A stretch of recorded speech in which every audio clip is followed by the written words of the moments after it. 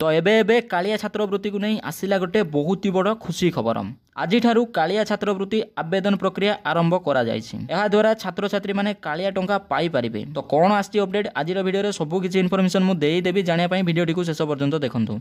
जय जगन्नाथ मु राजेश स्वागत करूछि आज एक नवा वीडियो पसंद लागले वीडियो को निहाती भाबरे लाइक करिवे। चैनल को न आस्ते एबे ही चैनल को सब्सक्राइब करे सहित पाखरे था बेल आइकन को ऑल ऊपर सिलेक्ट कर दियंतु।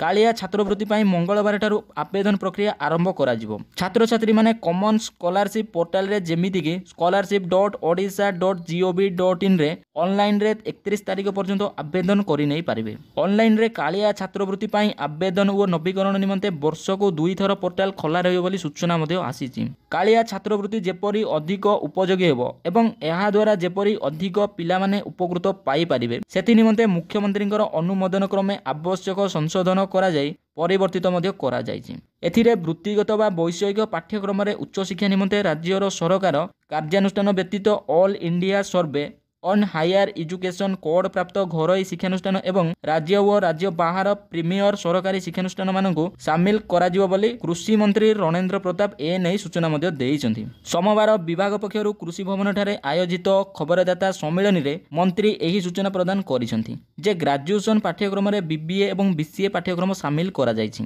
एवं पोस्ट ग्रेजुएशन पाठ्यक्रम रे वृत्तिगत किंबा वैषयिक पाठ्यक्रम यथा एमटेक एमएससी एमए एवं मेडिकल साइंस रे पीजी पाठ्यक्रम MBA MCA and M pharma पाठ्यक्रम को छात्रवृत्ति रे अंतर्गत करा जायछि। एथिपाई सर्वाधिक 4 वर्ष पई वृत्ति प्रदान करा जिवो। कालिया छात्रवृत्ति कालिया हिताधिकारी पिला मानकर उच्च शिक्षा पाइबा एवं तांको स्वप्न साकार करिबा दिगरे आगेई चलिछि। सेमानकर आर्थिक और सामाजिक क्षेत्र रे निश्चित भाबे रूपांतरण घटियो बोली मंत्री आशा प्रकाश करी एहा मध्ये कहिसन्ति।